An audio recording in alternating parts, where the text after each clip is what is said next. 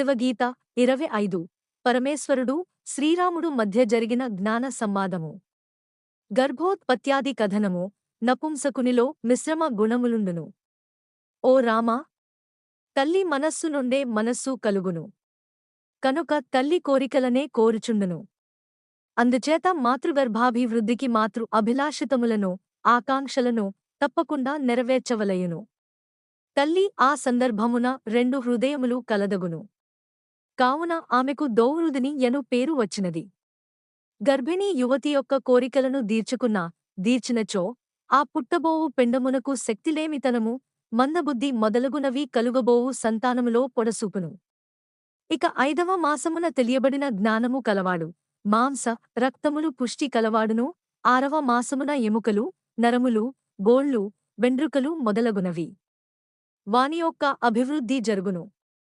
బలము రంగు కలిగి శరీరము 7వ మాసమున అంగము పరిపూర్ణముతో నుండును. చరణములతో మూయబడిన చేతులతో చెవుల రంధ్రములను మూయబడిన వాడై యా ప్రాణి. ఉద్విగ్నో గర్భసమాస దస్తి గర్భ భయాన్విత అవిర్భూత ప్రబోదోస గర్భః దుఃఖాది సంయుతః. గర్భవాసము చేత పరాధీనుడ భవిష్యద్గర్భ నివాస భయముతో కూడియున్నాడు. ఉత్పన్నమైన జ్ఞానము గలవాడై గర్భ జనిత దుఃఖాదులతో కూడి అక్కట దుర్భరమైన దుఃఖముతో కూడినవాడై తన యాత్మను గురించి శోకించుచును. ఇక్కడ విశేషాంశము సందర్భాను సారముగా వీరశైవ ధర్మ సిద్ధాంతము సరిపడును. అయితే వీరశైవ సిద్ధాంతము మేరకు తల్లి గర్భముననున్న పిండమునకు 8వ మాసమున ఆ పిండమునకు జ్ఞానోదయమేర్పడి సహింపరాని నరకబాధచేత పరమాత్ముని గురించి నాను మళ్ళీ ఇట్టి జన్మను ప్రసాదించవద్దని పరమాత్ముని ప్రార్థించుకునుచుండునని యున్నది. ఇట్లే శివగీత 7:8 అయుక్తమైయున్నది.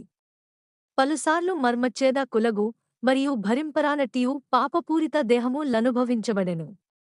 ముర్మురాలు, పేలాలు, వేచెడి ఇసుకతో తలపించబడిన అత్యంత కష్టతరమైన నివాసములో నుంటివి.